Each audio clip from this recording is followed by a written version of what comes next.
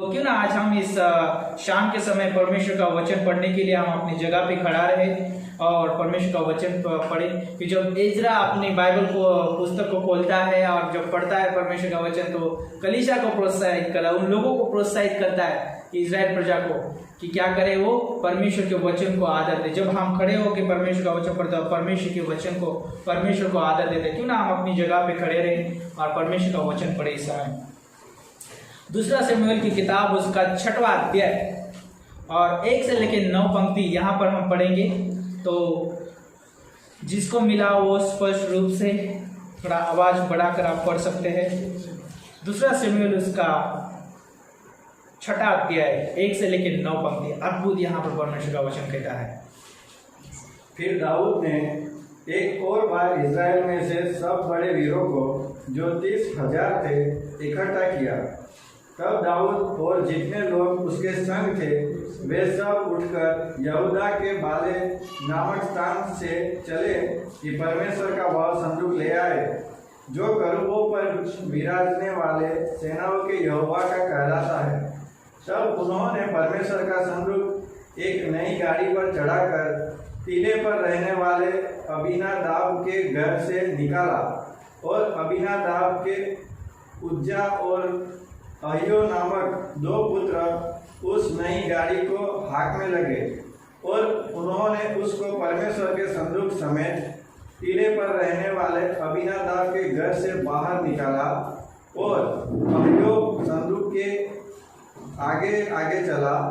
दाऊद और इस्राएल का समस्त घराना यहोवा के आगे सनोवर की लकड़ी के बने हुए सब प्रकार के बाजे और वीणा सारंगिया डफ डमरू झांझ बजाते रहे। जब वे नाकोन के खलिहान तक आए तब उज्जा ने अपना हाथ परमेश्वर के संदूक की ओर बढ़ाकर उसे थाम लिया क्योंकि बैलों ने ठोकर खाई।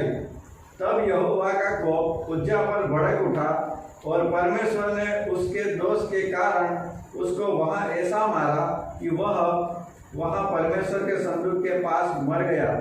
तब दाऊद अप्रसन्न हुआ इसलिए कि यहोवा उज्जा पर टूट पड़ा था और उसने उस स्थान का नाम पेरेसुज्जा रखा। यह नाम आज के दिन तक विद्यमान है। और उस दिन दाऊद यहोवा से डरकर कहने लगा, यहोवा का संदूक मेरे यहाँ कैसे आया। ओके, तो क्यों ना हम प्रार्थना करें। परमेश्वर हम धन्यवाद देते हैं, आपके नाम को ऊंचा उठाते हैं। परमेश्वर आप पवित्र पवित्र पवित्र परमेश्वर, अनुग्रहकारी परमेश्वर प्रभु, और आपका हाथ अनुग्रह और दया और करुणा से भरा हुआ है प्रभु। हमेशा आप क्षमा करते हैं प्रभु यीशु मसीह। धन्यवाद देते इस पोषण को परमेश्वर जो आपने हमें दिया है प्रभु। इस वचन को आप अभिषेक करिए, आपके दास को छुइए परमेश्वर के मुंह को परमेश्वर, और जो भी मेरे मुंह से निकलने वाला हर एक शब्द को आपकी पवित्र आत्मा के द्वारा अगुवाई में हो, आपकी अगुवाई में हो, ऐसे हम प्रार्थना करते हैं प्रभु। हम महसूस करते हैं प्रभु आज की इस आप जगह पे है प्रभु, आपकी उपस्थिति हमारे चारों ओर है प्रभु, हमारे अंदर पवित्र आत्मा है परमेश्वर। धन्यवाद करते हैं इन सारी चीज़ों के लिए प्रभु यीशु मसीह। हम आपका आदर करते हैं, हम आपके उस क्रूस के बलिदान को परमेश्वर याद करते हैं परमेश्वर, और प्रभु उस बलिदान को हम याद करते हैं प्रभु, और हमारे जीवन में प्रथम स्थान देते हैं आपको परमेश्वर। धन्यवाद करते प्रभु यीशु मसीह के नाम से मांगते हैं, आमीन आमीन। ओके, आप बैठ सकते हैं। ओके, तो क्यों ना हम इस समय जस्ट मैं एक ये बताना चाहूँगा, तो एक स्टोरी बताना चाहूँगा एक बच्चे की। ओके, तो जब हम कुछ चीज़ें ऐसी रहती है कि अगर हम उस चीज़ों को छूते हैं तो हो सकता है कि वो बिगड़ जाए, है ना। तो जब कुछ चीज़ें ऐसे हम डेकोरेशन करते हैं, कुछ चीज़ जैसे मानो कि हम जमीन पे कुछ हमने कुछ चीज़ें हमने बनाई, अगर हम उसको टच भी करते हैं तो बिगड़ सकती है। लेकिन जो बनाता है व्यक्ति उसी को पता होता है कि अगर वो बिगड़ भी गया तो किस तरह से उसको सुधारना है। अगर आप बोलोगे कि छोटे बच्चों को कि उसको छूना मत, और वो बच्चा जाके क्या करेगा, उसको छुएगा। आप मना करो तो भी वो क्या करेगा, छुएगा। और जब हम देखते हैं कि जब छूने के द्वारा वो बिगड़ जाता है तो उसको सुधार नहीं पाता है वो बच्चा, है ना। तो इसलिए आप उसको पहले से बोलते हैं कि छूना मत उसको। और फिर मैं आज यहाँ पर मैं कहना चाहूंगा कि आज इस समय पे जिस छूने के बारे में आज मैं बात करना चाहूंगा। और यहाँ पर जब हम शमूएल का दूसरा अध्याय दूसरा शमूएल उसका 6वां अध्याय और हम यहाँ पर 1 से लेकर 9 पंक्ति पढ़ी यहाँ पर। और जैसे हमने यहाँ पर 6ठी पंक्ति में कहता है, जब वे नाकोन के खलिहान तक आए तब उज्जा ने अपना हाथ परमेश्वर के संदूक की ओर बढ़ाकर उसे थाम लिया, क्योंकि बैलों ने ठोकर खाई। ओके, यहाँ पर जस्ट मैं कहना चाहूंगा, यहाँ पर जो उज्जा जो व्यक्ति है दाऊद की जो सेना में से व्यक्ति है, और यहाँ पर जो दाऊद है वहां का राजा है, वहां पर एक लीडर है दाऊद, और वो अगुवाई कर रहा है वहां पर। और वहां पर जो परमेश्वर का संदूक लेके जा रहे हैं यरूशलेम में, जहां पर दाऊद ने एक स्थान बनाया है वहां पर वो संदूक रखने का। ये संदूक क्या है? सबसे पहले हम जानेंगे कि ये संदूक क्या है। जब हम पुराने नियम में जब देखते हैं, निर्गमन की किताब में, गिनती की किताब में, है ना, वहां पर लेवी की किताब में व्यवस्था विवरण में जब हम देखते हैं तो मेल मिलाप का तंबू देखते हैं, उसके अंदर वो वाचा का संदूक रखा जाता था। उस वाचा के संदूक में हारून की छड़ी, ओके, और जो 10 आज्ञाएं जो परमेश्वर ने उनको दी थी वो थी, और जो मन्ना था वो उसमें रखा जाता था। और वहां पर जब एक वो संदूक रहता था, उसके ऊपर एक प्रायश्चित का ढक्कन रहता था, और वहां पर उसके ऊपर 2 करूब रहते थे इस तरह से मुंह करके। और वहां पर जो परम महान क्या बोलते हैं उसको, पवित्र स्थान रहता था वो, और वहां पर याजक साल में एक बार जाता था वहां पर लहू छिड़कने के लिए, और वो अपने प्रजा की ओर से क्या करता था, लहू छिड़कने के लिए वहां जाता था, ताकि लोगों के वो क्या करे, पाप ढक जाए। और वहां पर परमेश्वर की उपस्थिति रहती थी वहां पर, और उसको कोई छू नहीं सकता है। याजक वहां पर, महायाजक जाने से पहले अपने आप को भी क्या करता, अपने आप में लिए भी बलिदान करता था वहां पर, और जो भी उसके अंदर कुछ खोट हो या कुछ पवित्र करता था अपने आप को, और वो उस पवित्र स्थान में जाता था। तो यहाँ पर कहने का मतलब ये है मेरा कि वहां पर परमेश्वर का जो संदूक रहता था, वहां पर परमेश्वर की उपस्थिति थी। और वो जब वो फलस्तीन लोग वहां से क्या करते हैं, संदूक को हम देखते आगे की ओर देखते हैं, तो फिर मूसा के बाद जब अगुवाई में आते हैं, यहोशू अगुवाई करता है, फिर वहां पर कनान देश में जब आते हैं, वो सारी चीजें, बहुत सारी वहां पर घटनाएं घटती है। फिर हम आगे की ओर देखते हैं तो वहां पर फलस्तीन लोग उस संदूक को चुरा के लेके जाते हैं। और वहां पर जब हम देखते हैं कि फिर दाऊद अपने देश यरूशलेम में उसको लौट के लेके आना चाहता है, इजराइल में लेके आना चाहता है। लेकिन वहां पर जब दाऊद वहां पर लेके आता है तो वहां पर वो बैलगाड़ी की किसने देखी है बैलगाड़ी? सबने देखी है। हम गांव में रहते हैं, ओके, शहर वालों को पता नहीं है कि बैलगाड़ी क्या होती है, ओके, लेकिन बहुत सारे लोगों ने देखा होगा बैलगाड़ी। तो उसके ऊपर वो क्या करते हैं, नई बैलगाड़ी बना के उसके ऊपर वो वाचा का संदूक रख के लेके आते हैं। और वो उसकी जब हमें 4ठी पंक्ति में पढ़ते हैं, 4ठी और 5वीं पंक्ति में जहाँ पर पढ़ते हैं यहाँ पर, तो जो उज्जा जो व्यक्ति है वो क्या करता है, जो बैल के पैर को ठोकर लगती है तो वो क्या हो जाता है, हिलने की वजह से वो उसको क्या करता है, हाथ लगाता है। जैसे मानो उदाहरण में जब हम कोई व्यक्ति को ठोकर लग गई तो हम क्या करते हैं, उस व्यक्ति को उठाते हैं, उसको गिरने नहीं देते, हम उसको संभालते हैं। लेकिन कई बार संभालते संभालते हम भी उसके साथ गिर जाते हैं, बराबर है, आप सहमत है इससे? तो वो जब उज्जा ने क्या कर दिया, उस संदूक को हाथ लगाया। लेकिन यहाँ पर जब क्या था, उनको छूना मना था। ओके, जब हम आगे की ओर देखेंगे वहां पर आपको मिलेगा। तो यहाँ पर जब हम देखते हैं कि पाप जो है पाप है, और जो अनुग्रह है वो अनुग्रह है।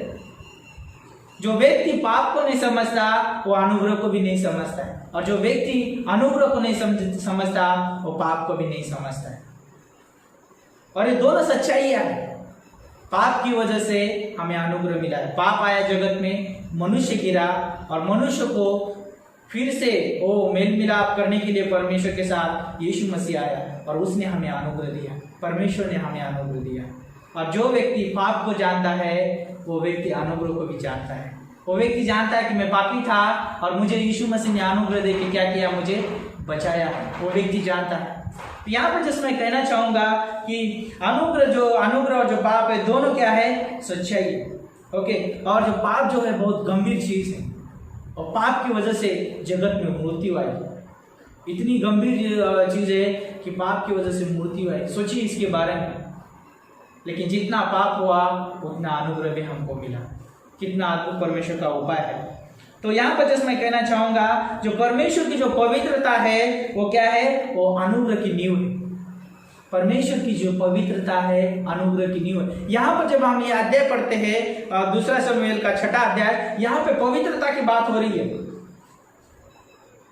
यहाँ पे जो वाचा का जो संदूक था वो बहुत पवित्रता को दर्शाता। वहां पे परमेश्वर की उपस्थिति रहती थी वहां पे। और जहां पर आज हम कलीसिया में बैठे हैं, यहाँ पर भी परमेश्वर की उपस्थिति, ये पवित्र स्थान, यहाँ पर परमेश्वर की उपस्थिति है। तो जिसमें यहाँ पर कहना चाहूंगा, जब दाऊद राजा के बारे में अगर हम देखते हैं तो यहाँ पर हम 7वीं और 8वीं पंक्ति में यहाँ पर देखते हैं, तब बोलता है, तब यहोवा का कोप उजा पर भड़क उठा और परमेश्वर ने उसको दोष के कारण उसको वहां ऐसा मारा कि वो वहां परमेश्वर के संदूक के पास मर गया। तब दाऊद अप्रसन्न हुआ, इसलिए कि यहोवा उजा पर टूट पड़ा था और उसने उस स्थान का नाम पेरेसुजा रखा। ये नाम आज के दिन तक विद्यमान है। तो जैसे मैं यहाँ पे कहना चाहूंगा कि आज जब हम ये पंक्ति पढ़ते हैं तो हमको ऐसा लगता है कि अरे यहाँ पे तो अनुग्रह दिख ही नहीं रहा है, परमेश्वर तो डायरेक्टली उसको मार दिया, उसने छुआ तो उसको मार दिया। तो आप सोच सकते हैं यहाँ पर कि जब उजा ने जब उस वाचा के संदूक को छुआ तो उसको परमेश्वर ने मार दिया।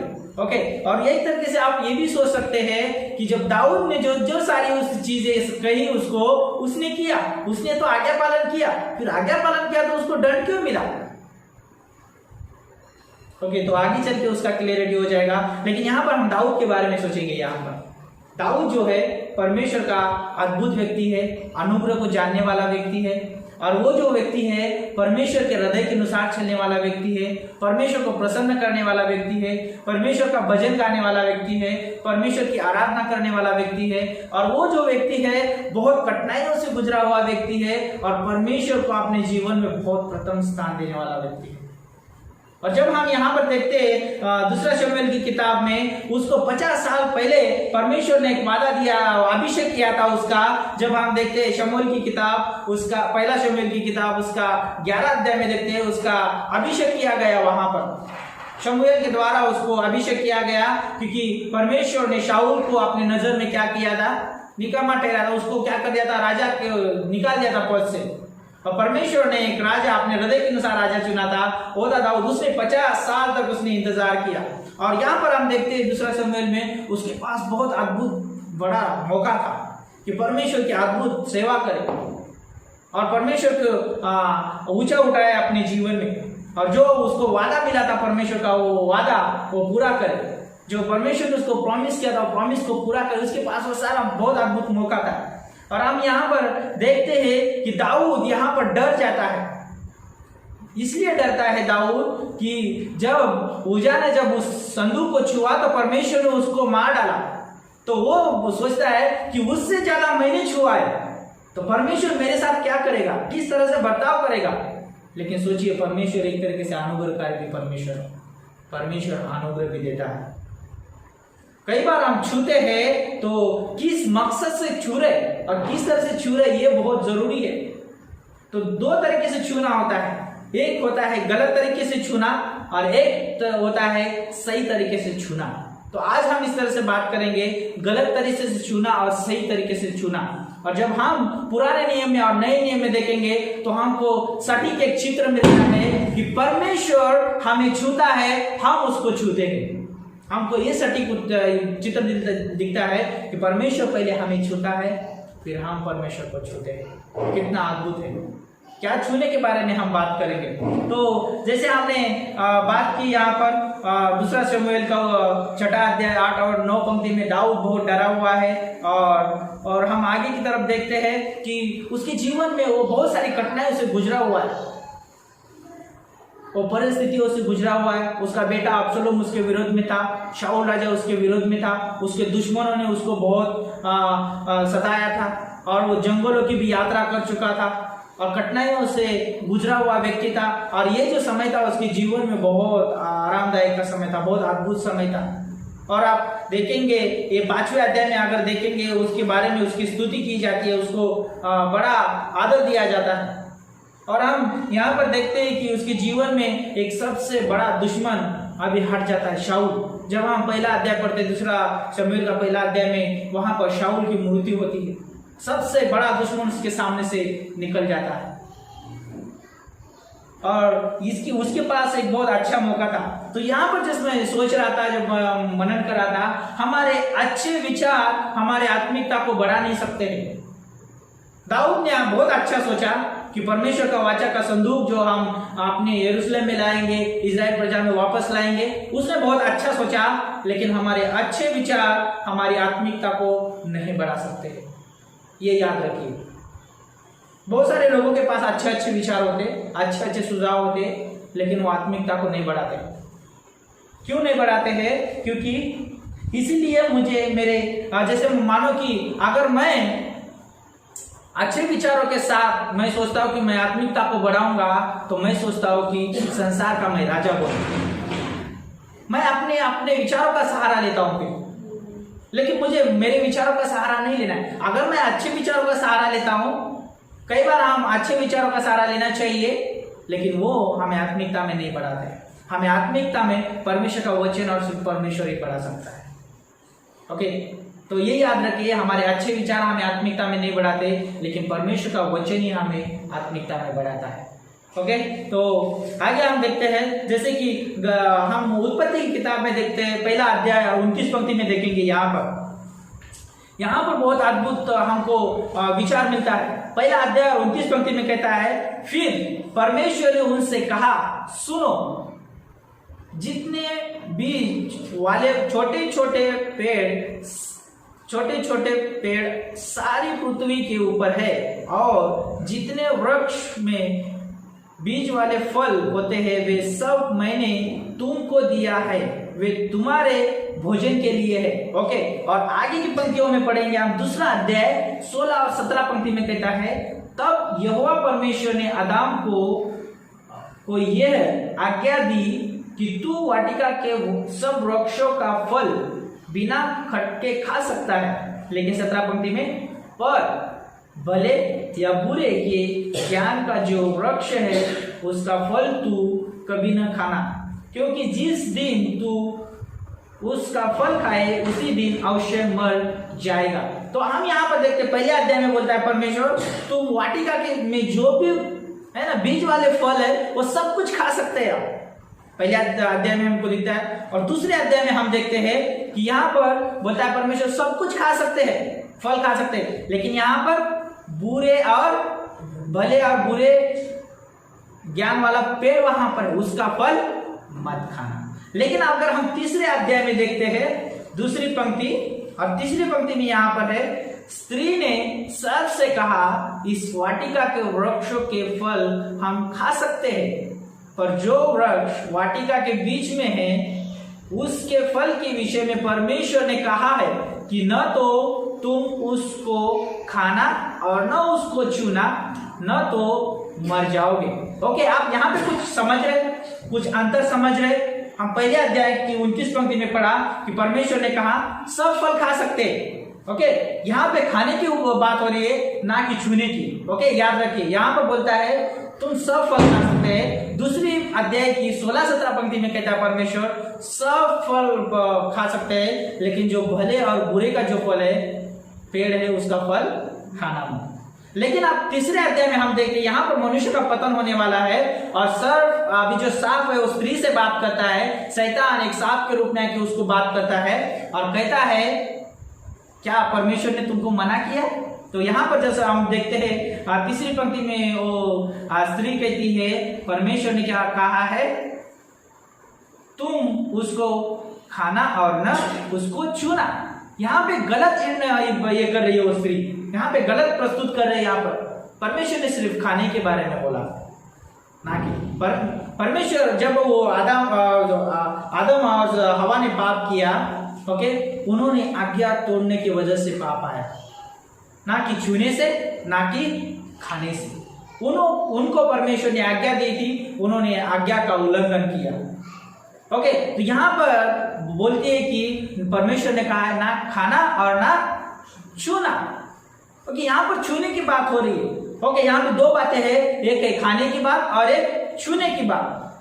तो यहाँ पर अगर हम देखते हैं यहाँ पर कि छूने की बात जो है, पर अगर उस फल को आदम और हवा छूते भी तो भी वो नहीं मरते थे। परमेश्वर ने कहा था कि उसको खाना मत,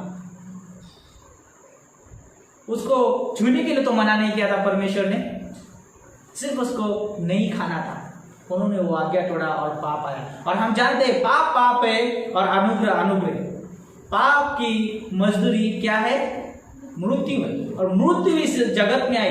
मनुष्य ने, स्त्री ने छुआ और फिर उसको अच्छा लगा और उसने खा लिया, वहां पर आज्ञा तोड़ी थी। सबसे इंपॉर्टेंट हम यहां पर ये चीजें देखते हैं। जब हम गलत तरीके से परमेश्वर की बातें समझ लेते हैं तो हम गलत तरीके से ही जीवन जीते हैं। जब हम परमेश्वर का वचन सुनते हैं तो हमें सही तरीके से समझना है। नहीं समझ में आया तो हमें बार बार उसके ऊपर अध्ययन करना है, बार बार हमें उसको मनन करना है, परमेश्वर को मांगना है कि परमेश्वर हमें उसको समझा दे। वहां पे स्त्री ने गलत प्रस्तुत किया वहां। तो हम जानते हैं कि आज्ञा तोड़ने की वजह से मनुष्य शैतान और मृत्यु के अधिकार में चला गया।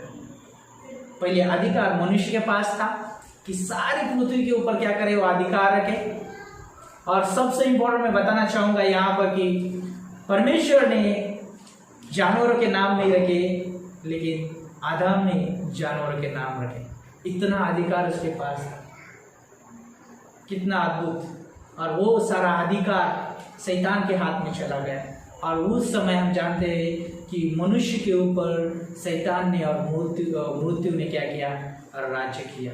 तो यहाँ पर जिस मैं बात कर रहा हूँ कि छूने के विषय में, और जब हम पहला इतिहास में आते हैं, ओके, यहाँ पे बहुत अद्भुत आपको स्टोरी मिलेगी। जैसे हमने दूसरा शमूएल की किताब उसका 6वां अध्याय में हम जब बात कर रहे थे छूने के विषय में, और उज्जा ने वहां पर वो वाचा के संदूक को छुआ और वहां पे वो क्यों मरा, तुरंत क्यों उस परमेश्वर ने उसको मृत्यु दी। तो दूसरा इतिहास उसका 15 अध्याय और यहाँ पर दूसरी पंक्ति में कहता है, तब दाऊद ने कहा, ओके, हम पहली पंक्ति से पढ़ते हैं। तब दाऊद ने दाऊदपुर में भवन बनवाए और परमेश्वर के संदूक के लिए एक स्थान तैयार करके एक तंबू खड़ा किया। और यहाँ पे ध्यान से सुनिए, दाऊद ने कहा, लेवियों को छोड़ और किसी को परमेश्वर का संदूक उठाना नहीं चाहिए, क्योंकि यहोवा ने उनको इसीलिए चुना है कि वे परमेश्वर का संदूक उठाए और उसकी सेवा टहल सदा किया करे। ओके, तो यहाँ पर जब हम देखते हैं कि पुराने नियम में जब मूसा की 5 किताबों में मूसा ने एक व्यवस्था बनाई थी और परमेश्वर ने कहा था कि जो मेरी वाचा का संदूक सिर्फ कौन उठाएंगे, लेवी लोग उठाएंगे। कौन उठाएंगे? लेवी लोग। और जो लोग उसको छुएंगे दूसरे लोग क्या हो जाएंगे, वो जो कार्य परमेश्वर ने सौंप दिया था उसी को वो कार्य करना जरूरी है। ओके, तो यहाँ पर हम देखते हैं कि दाऊद यहाँ पर बहुत क्या बोलते हैं, अपनी सोच का समझ का सहारा लेता है। और नीति वचन में हम देखते हैं कि अपनी समझ का सहारा मत लेना, लेकिन परमेश्वर यहोवा पे क्या करना, पूरे मन से क्या करना, भरोसा रखना। तो यहाँ पर जब हम दूसरे शमूएल 6 अध्याय में पढ़ते हैं तो यहाँ पर उसने क्या किया, दाऊद ने बैलगाड़ी के ऊपर क्या किया, उसने वाचा का संदूक लेके जाने की कोशिश की उसने। और निर्गमन गिनती की किताब में हम जानते हैं कि वाचा का संदूक हमेशा लेवियों के कांधों के ऊपर लेके जाया करते थे। और उसने जो संदूक वो गाड़ी में लेके जाने की कोशिश की वहां पे बैल के ऊपर। जो यहाँ पर जैसे मैं सोच रहा था इस तरह से, जिस बैलगाड़ी का चित्र ये वो सोच रहा था, हो सकता है कि आप उसके बारे में और भी परमेश्वर आपके साथ बात करे। जैसे हम सेवा करते हैं परमेश्वर की, तो हम संसार के ऊपर निर्भर होकर हम परमेश्वर की सेवा नहीं कर सकते। संसार हमें आत्मिकता में नहीं बढ़ा सकता है, संसार हमें पवित्रता में नहीं बढ़ा सकता है, संसार हमें यीशु मसीह के स्वभाव में हमें बढ़ने के लिए मदद नहीं कर सकता है। संसार हमें सिर्फ हमें गिरने के लिए मदद करता है। संसार हमें सिर्फ शैतान के जो जलते हुए तीर है उसको आने के लिए हमें मदद कर सकता है, हमें निराश करने के लिए मदद कर सकता है। लेकिन ये याद रखिए, सिर्फ हमें मदद कर सकता है तो वो है परमेश्वर के लोग ही हमें मदद ये कर सकते हैं, प्रोत्साहित कर सकते हैं। पवित्रता में जीवन जीने के लिए सिर्फ परमेश्वर हमें मदद कर सकता है। और वो यीशु मसीह इस जगत में आया, उसने अपने कंधों के ऊपर उस क्रॉस को लेके जाके अपने आप को वहां पर वो बलिदान किया। और वो परमेश्वर बोलता है, जब हम मत्ती की किताब में पढ़ते हैं 11 अध्याय में, आई थिंक 11 अध्याय में, वहां पे कहता है मेरा जुआ उठा लो, कि क्या वो सहज है, वो हल्का है। क्या कहता है परमेश्वर? कहने का मतलब क्या है? मेरा प्रेम और अनुग्रह आप ले लो प्रतिदिन, सहज है, वो हल्का है, वो आपको छूने के लिए मदद करेगा। आप सही तरीके से परमेश्वर को छू पाओगे। और जब हम यहाँ पर देखते हैं कि वो परमेश्वर हमारा व्यक्तिगत परमेश्वर है, व्यक्तिगत परमेश्वर को हम छू सकते हैं, प्रार्थना के द्वारा छू सकते हैं, हम आराधना के द्वारा। जिस उदाहरण देना चाहूंगा मैं, पुराने जिस नए नियम में वो लहू बहने वाली 12 साल से उस स्त्री का लहू बह रहा था, यीशु मसीह वो याईर की बेटी को चंगा करने जाता है, वो मरी हुई थी, उसको जिंदा करने जाता है यीशु मसीह। तो उस जाते समय वो स्त्री उसको छूती है और वो क्या करती है? अपने रोग से मुक्त हो जाती है। उसने सही तरीके से छुआ, उसने इससे छुआ, विश्वास के द्वारा छुआ कि मेरी चंगाई सिर्फ इस व्यक्ति के द्वारा मिल सकती है, इस परमेश्वर के द्वारा ही मिल सकती है। उसने विश्वास से छुआ, सही तरीके से छुआ। और हम बिना हम अपने पापों को जाने हम परमेश्वर को नहीं छू सकते। हमारे पापी जीवन में होकर हम उद्धार नहीं पा सकते हैं। हमें उद्धार पाने के लिए हमें पश्चाताप करना जरूरी है, हमें यीशु मसीह पे विश्वास करना बहुत जरूरी है। और इफिसियों का 1:8 के अनुसार, 1:8 आई थिंक बराबर है, 1:8 के अनुसार हमारा उद्धार कैसे हुआ है? अनुग्रह के द्वारा। ओके, तो आई थिंक मुझे लगता है कि 2:8 1:8 जैसा हम पढ़ सकते हैं।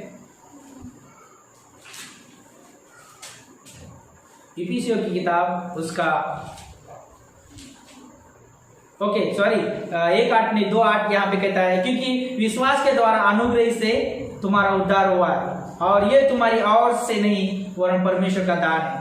ओके, तो हमारा जो उद्धार है विश्वास के द्वारा, परमेश्वर के अनुग्रह के द्वारा होता है। हमें छूना है तो विश्वास के द्वारा हम छू सकते हैं यहाँ पर। तो यहाँ पर जस्ट मैं कहना चाहूंगा कि परमेश्वर हमारा व्यक्तिगत परमेश्वर है। हम उसको पिता करके पुकार सकते हैं, या आबा करके हम पुकार सकते हैं उसको। और वो परमेश्वर जो है हमें प्रेम करता है, हमें अनुग्रह देता है, क्षमा देता है। क्यों देता है? क्योंकि वो हमारा व्यक्तिगत परमेश्वर है। वो हमें चंगाई देता है, हमें हर एक मुसीबत तकलीफों से निकालता है। क्यों निकालता है? क्योंकि हमारा व्यक्तिगत परमेश्वर है।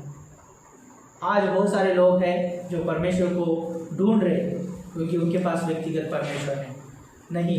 और जो व्यक्ति यीशु मसीह के ऊपर विश्वास करता है उसको व्यक्तिगत परमेश्वर मिलता है। इसीलिए वो व्यक्तिगत परमेश्वर इसलिए हमारे दर्द को समझ पाता है।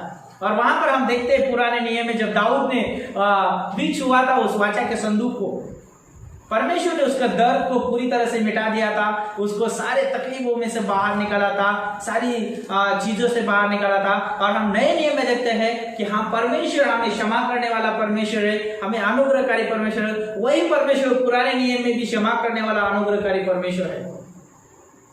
लेकिन परमेश्वर पाप से नफरत करता है, लेकिन पापियों से प्रेम करता है। पाप पाप है और अनुग्रह अनुग्रह है। ओके, हमें ये याद रखना बहुत जरूरी है। और हम देखते हैं कि दूसरा इतिहास का पहला इतिहास का 15 अध्याय और दूसरी पंक्ति में हम देखते हैं वो दूसरी बार कोशिश करता है दाऊद यहाँ पर, और वो क्या होता है, परमेश्वर की योजना होती है। मैं यहाँ पर बताना चाहूंगा कि जब दाऊद पहले दूसरे शमूएल की किताब में और 6 अध्याय 1 से लेके 9 पंक्ति में वो अपनी योजना के ऊपर निर्भर था। वो चाहता था कि परमेश्वर के वाचा का संदूक लेके आऊंगा मैं, और ये सारी चीजें मैं परमेश्वर के लिए करूंगा, सारी चीजें मैं करूंगा। परमेश्वर चाहता है जहां पे परमेश्वर की अगुवाई ना हो, परमेश्वर की उसमें उपस्थिति ना हो, ना परमेश्वर की योजना और मर्जी ना हो, परमेश्वर को पसंद नहीं है। ओके, तो यहाँ पर परमेश्वर यही कहना चाहता है। जब पहला इतिहास उसका 15 अध्याय में पूरे परमेश्वर की मर्जी थी, यहाँ पर पूरे परमेश्वर की योजना थी। जब हम परमेश्वर की योजना में रह के चलते हैं तो हम हमारे जीवन में राजा यीशु मसीह को मानते हैं। और यहाँ पर हम जानते हैं कि पहले वो राजा होने के नाते वो कर रहा था, वो इजराइल का राजा था, उसके पास योजनाएं थी, प्रजा का न्याय कर सकता था, सब कुछ कर सकता था, वो अपनी सोच से कर रहा था। वहां पर परमेश्वर ने कहा नहीं, मैं तेरा राजा हूं, तू मेरा राजा नहीं है। ओके, और परमेश्वर ने उसको क्या किया, फिर दूसरे इतिहास में समझाया। फिर वो दाऊद ने परमेश्वर के साथ व्यक्तिगत समय बिताया होगा, उसने वचन पढ़े होंगे। और हम जानते हैं पुराने नियम में राजाओं के पास, नबियों के पास, भविष्यवक्ताओं के पास और याजकों के पास जो मूसा की 5 किताबें हुआ करती थी, क्योंकि वो उसका अध्ययन करे और वो उसने पढ़ा होगा, और वो उसमें से फिर परमेश्वर ने उसको अगुवाई की होगी। और फिर वो कहता है, तो फिर आगे इस तरह से मैं जैसे यहाँ पर मैं थॉट बताना चाहूंगा, मैं मसीह हो सकता हूँ, मसीह होने के नाते मैं परमेश्वर की सेवा करना चाहता हूँ, लेकिन मैं अपनी योजना के द्वारा नहीं, अपनी इच्छा के द्वारा नहीं, अपने अच्छे विचारों के द्वारा नहीं, या मैं अपने स्वभाव की अगुवाई में नहीं, लेकिन मैं परमेश्वर की अगुवाई में करना चाहूंगा। जब मैं परमेश्वर की अगुवाई में करूंगा तब मैं 100% क्या हो जाऊंगा, वो उस कार्य में सक्सेस हो जाऊंगा। तो यहाँ पर जो मैं कहना चाहूंगा कि हमें जब चुना है तो क्या करना चाहिए, सही तरीके से चुना बहुत जरूरी। और जब हम परमेश्वर की अगुवाई में चलते हैं तो बहुत अद्भुत तरीके से परमेश्वर हमें आशीषित करता है। जब हम जैतून के पेड़ के बारे में हमने इसमें अंजीर के पेड़ के बारे में हम जब नए नियम में जानते हैं, वहां पर उसको कोई फल नहीं लग रहा था। जो मालिक था वो कहता है कि इसको काट डालते हैं, लेकिन जो मालिक रहता है उसको बोलता है नहीं, वो क्या करता है, और 1 साल रखते हैं, उसका फल आने तक आएगा। और फिर हम जानते हैं कि अगर मैं अपने आप पर निर्भर होकर मैं सेवा करता हूँ या कार्य करता हूँ, तो एक दिन मैं धीरे धीरे मृत्यु की ओर बढ़ता हूँ, गिरने का कारण मैं बन सकता हूँ। इसलिए मुझे परमेश्वर के ऊपर निर्भर होकर, उसकी अगुवाई में होकर सेवा करना या विश्वासी जीवन जीना बहुत जरूरी है। ओके, और हम जानते हैं कि पहला इतिहास 15:11 में, और यहाँ पर कुछ लोगों को दाऊद राजा ने कहा, और फिर 12 पंक्ति में हम जानते हैं कि उन लोगों को कहा, जाओ अपने आप को क्या करो, अपना मन तैयार करो और अपने आप को पवित्र करो और परमेश्वर की सेवा के लिए तैयार हो जाओ। उसको समझ में आया, अब मुझे जो ढांचा है उसी को मुझे क्या करना पड़ेगा, अपनाना पड़ेगा। और सही तरीका ये था, जब आप पहला इतिहास का 15 अध्याय पढ़ोगे तो वहां पे आपको पूरा दिखेगा, और 17 और 18 पंक्ति में पूरा क्रम दिखेगा कि परमेश्वर ने कैसे पुराने नियम में जब मूसा को क्रम दिया था, वो सारी चीजों का क्रम वहां पे आ रहा है अभी। और हम 26वीं पंक्ति में देखते हैं, वहां पर परमेश्वर ने लेवियों को सहायता की, और सहायता करने के बाद उन लोगों ने बहुत आनंद मनाया वहां पर। तो यहाँ पर जैसा हम पढ़ सकते हैं, एक पंक्ति यहाँ पर मैं पढ़ना चाहूंगा, 15 अध्याय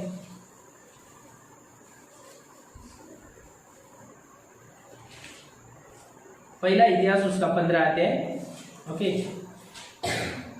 और 26 पंक्ति में कहता है, जब परमेश्वर ने लेवियों की सहायता की जो यहोवा की वाचा का संदूक उठाने वाले थे, तब उन्होंने 7 बैल और 7 मेंढे बलि की। और 7 जो आंकड़ा मैं यहाँ पर कहना चाहूंगा, जो 7 नंबर जो है परमेश्वर के पूरे हुए काम का है। ओके, और वो विश्राम का समय है, इसलिए बोलता है कि हे परिश्रम से, है ना, बोलता है परमेश्वर का वचन कहता है, हे परिश्रम से, है ना, बोझ से दबे हुए लोग मेरे पास आ जाओ, मैं तुम्हें विश्राम दूंगा।